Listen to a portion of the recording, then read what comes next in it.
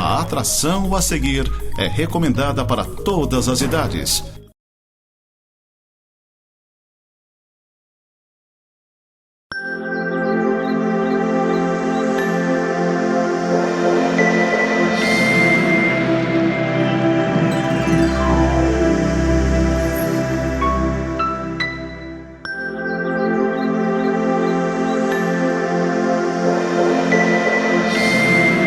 Graça e paz, queridos irmãos, sejam bem-vindos a mais um programa Semeando para a Vida Eterna da Igreja Presbiteriana de Lages, que fica ali no centro da cidade, Rua Coronel Fausto de Souza, 353, atrás do Seja. Você é o nosso convidado para as nossas programações, que agora no final do ano tem um horário especial, só aos domingos às 19 horas, tá? Então nós não teremos esse final de ano e começo de janeiro aí, os nossos cultos às 9 horas da manhã, somente às 19 horas. Você é o nosso convidado. E quero desejar também já felizes festas, né? Natal, Ano Novo, que Deus derrame as graças e as bênçãos sobre você, sobre sua família, sobre a nossa cidade, nosso estado e nossa nação. Nós vamos orar pedindo que Deus nos abençoe e depois da palavra dos nossos patrocinadores. Clínica Médica e Odontológica Vida Nossa. Situada no centro de Lages, conta com a especialista em ultrassonografia, doutora Vanessa Gerber, nos atendimentos de ultrassom geral, músculo esquelético, obstétrico e Doppler. E também com atendimento odontológico com o Dr. Fernando Gerber, nos serviços de cirurgia, estética, prevenção, clínica geral e implantes. Clínica Vida Nossa. Rua Correia Pinto, número 638, Centro, em frente à Praça da Estátua do Correia Pinto. Vamos orar? Pai, nós te agradecemos pelas bênçãos que o Senhor tem derramado sobre as nossas vidas, pelo ano que nós tivemos, por esse período de festas, que o Senhor derrame a tua graça, o teu amor, a tua bondade e a tua misericórdia. Rogamos que também nesse momento de reflexão na tua palavra, ela encontre guarida dos nossos corações, ela transforme, ó Pai, a nossa tristeza em alegria, que possamos festejar, ó Deus, o nascimento do teu Filho Jesus e a salvação que ele proveu através disso. Em nome de Jesus, o teu Filho amado, que nós oramos. Amém. Queridos, nós vamos ler no Evangelho de Lucas, capítulo 2, eu vou ler dos versículos 1 até o versículo 20, a narrativa da história que Lucas conta do nascimento de Jesus.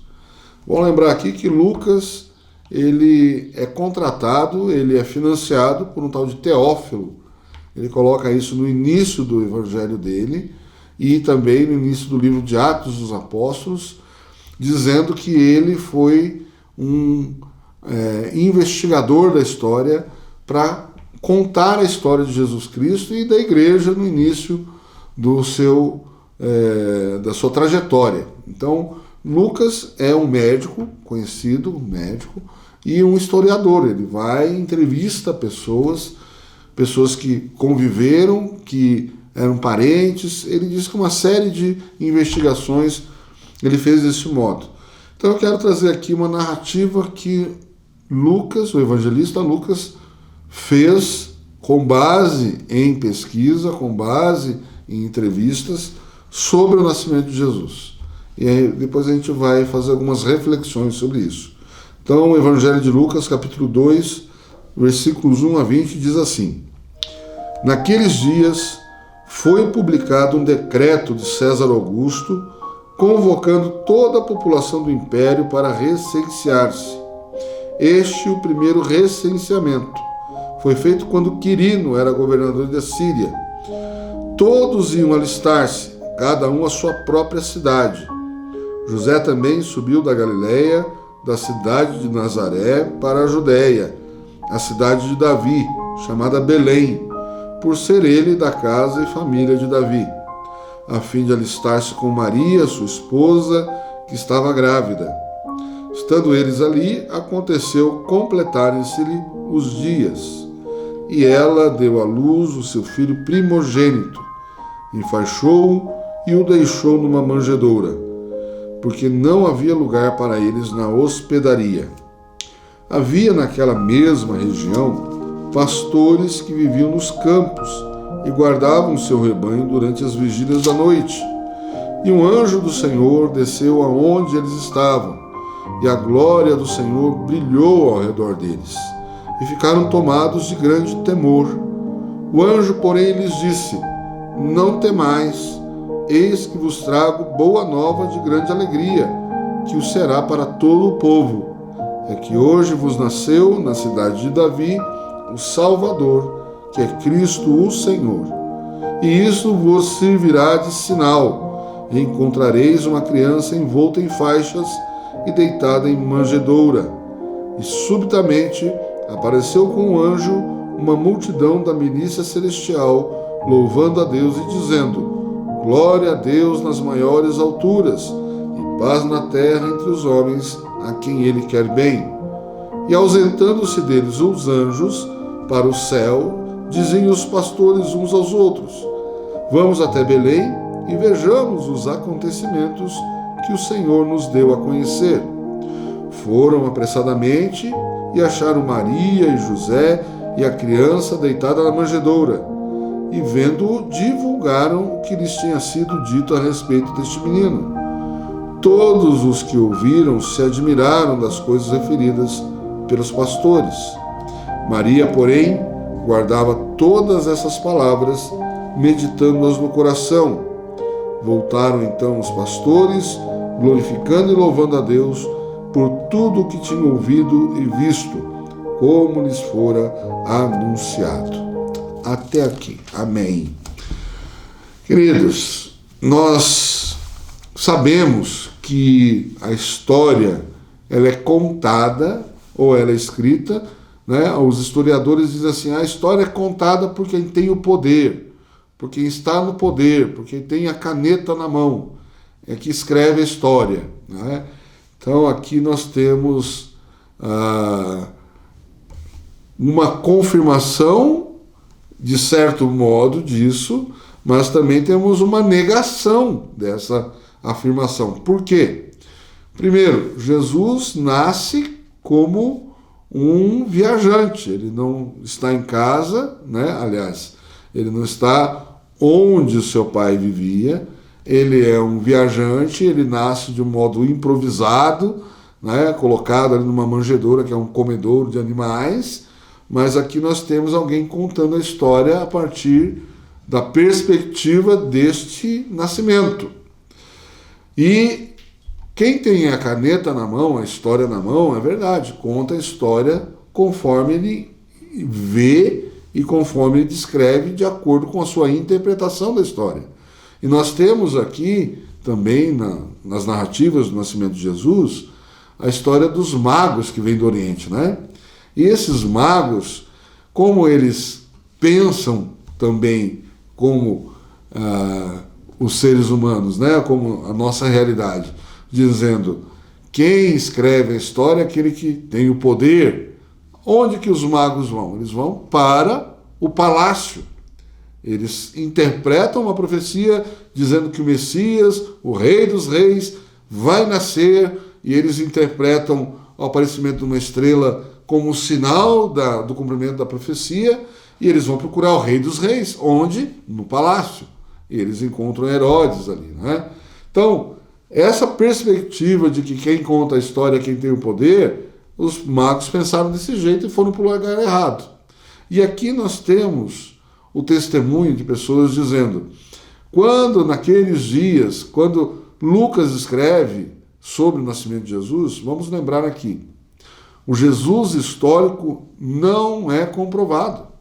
Nós não conseguimos encontrar em nenhum livro de história da humanidade, em nenhum livro, seja do Império Romano, seja um livro de personalidades, nenhum livro, nenhuma certidão de nascimento, nenhum registro da passagem de Jesus pela terra que não esteja nos livros sagrados, na Bíblia, no Alcorão. Então, o Jesus historicamente comprovado não conseguimos. Muitos já tentaram durante a história, a comprovação da existência de Jesus historicamente.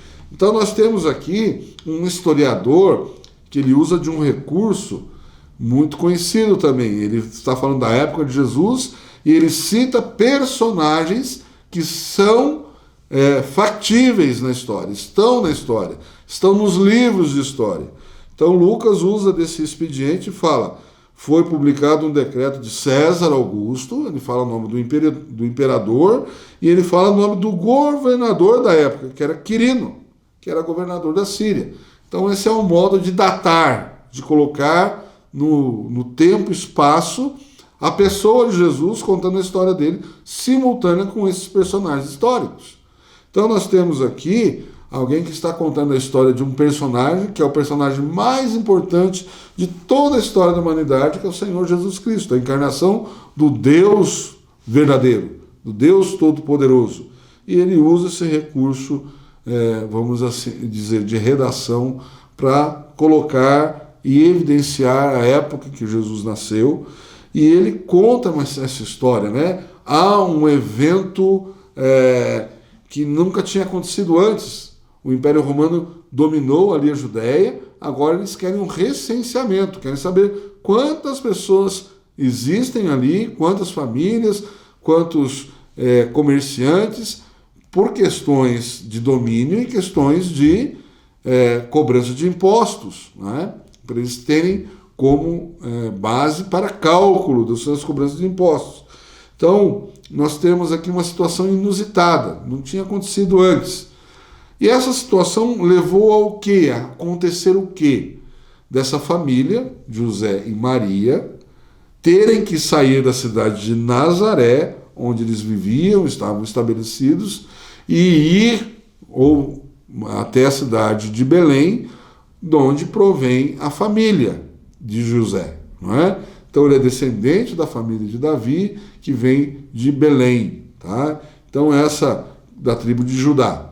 Então esse momento da história que está colocado aqui é um momento em que é inapropriado, vamos dizer assim, o momento da viagem para José e Maria, né? É um momento onde Maria já está nos dias para ganhar seu neném, Jesus.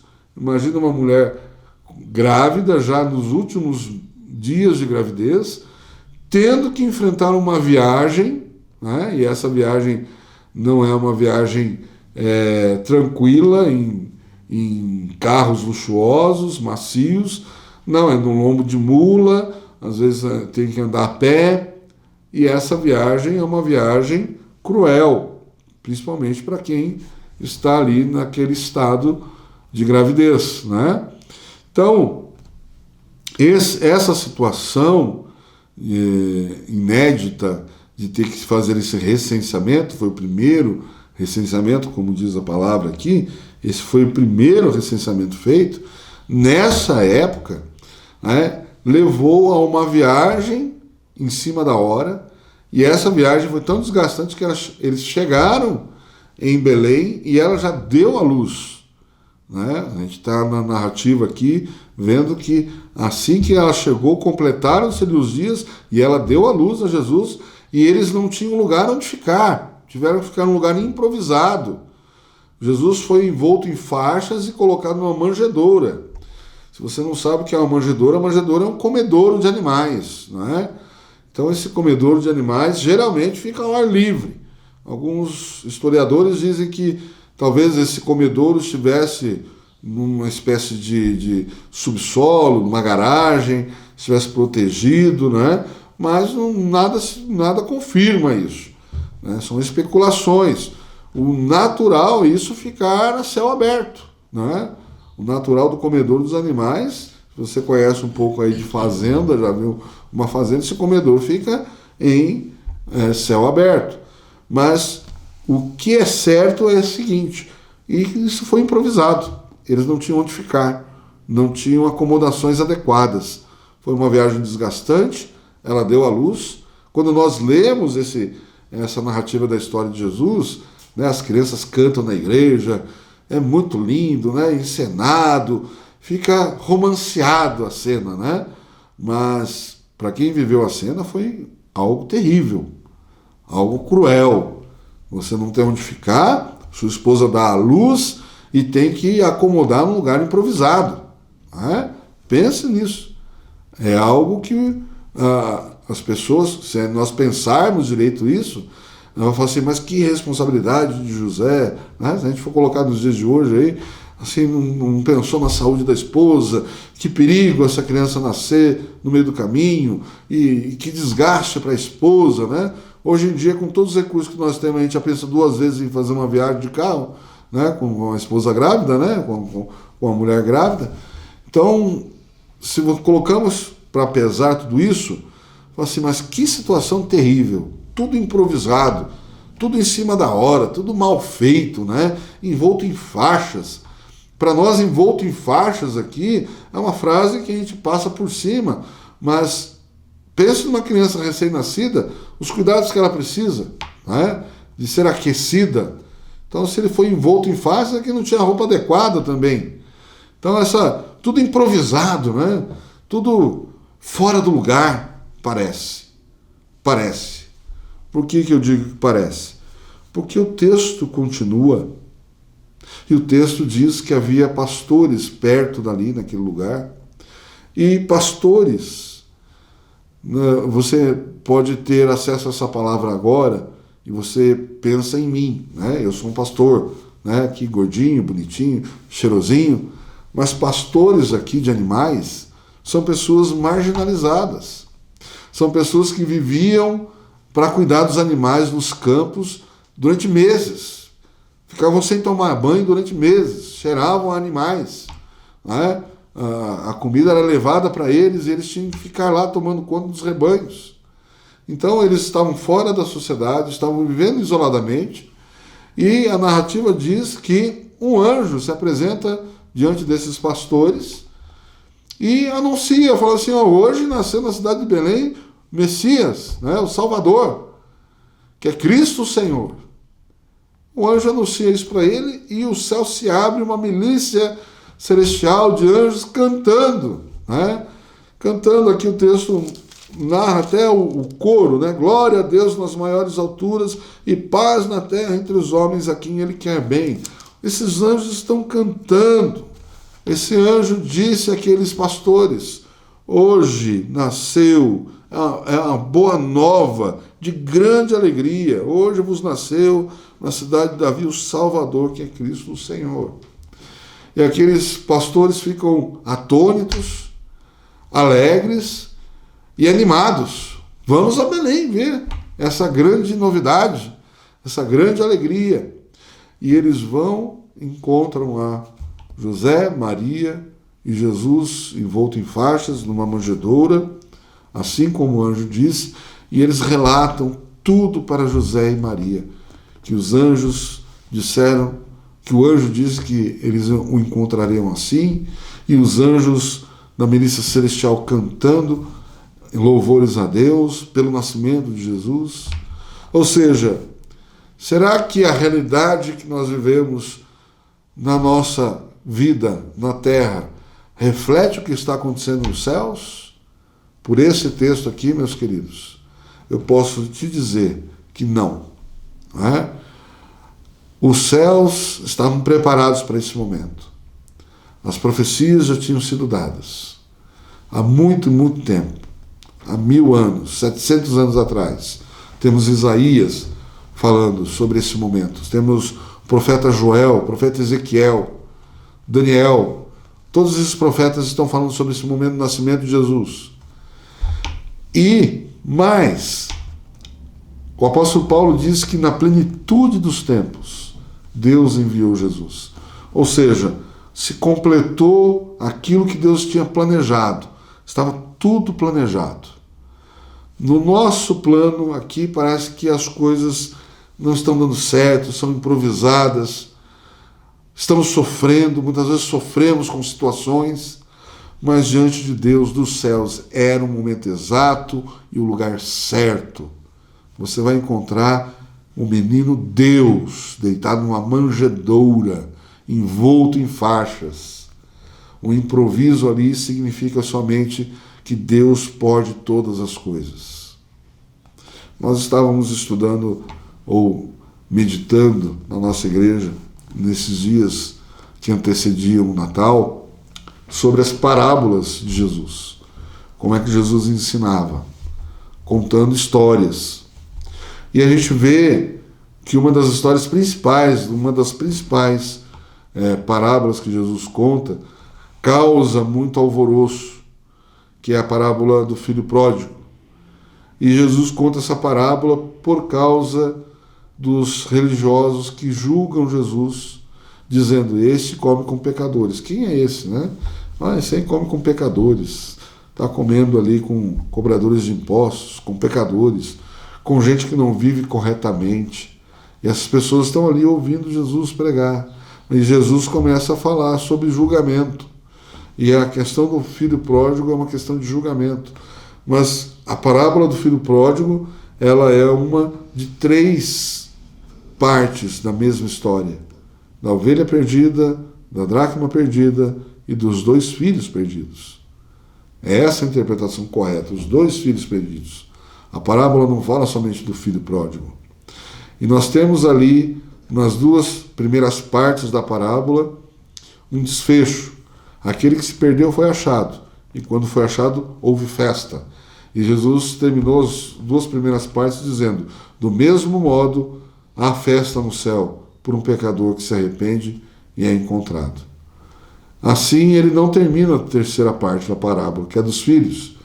Há festa pelo filho que se perdeu e foi encontrado, mas o outro filho que está ali, ele não entra na festa, ele não participa da festa. Ele está julgando os outros. E aí Jesus continua a história, continua falando sobre um administrador infiel. E o administrador e o filho mais velho se consideravam um administrador fiel, não é? E ali Jesus crava a sentença: não há um justo, nenhum sequer. E nós estamos julgando os outros pela nossa régua. Mas Deus está pronto diante da eternidade.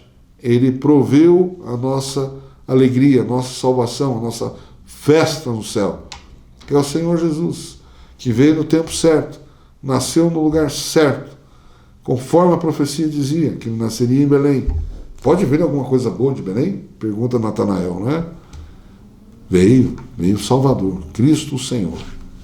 E que nesta época de Natal, então, querido, que você leve essa mensagem no seu coração, para a sua família. Você pode estar passando por um momento dizendo: olha, está tudo errado, está tudo improvisado, nada deu certo esse ano, eu estou desgostoso da minha vida. Não pense assim. Tudo tem o seu tempo determinado.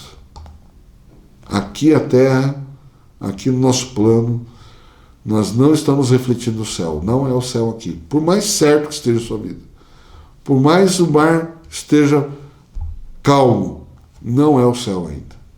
Porque no céu há festa todos os dias, quando nós nos arrependemos. Feliz Natal, próspero Ano Novo, que Deus derrame muita paz, muita alegria e que você seja feliz. Deus abençoe.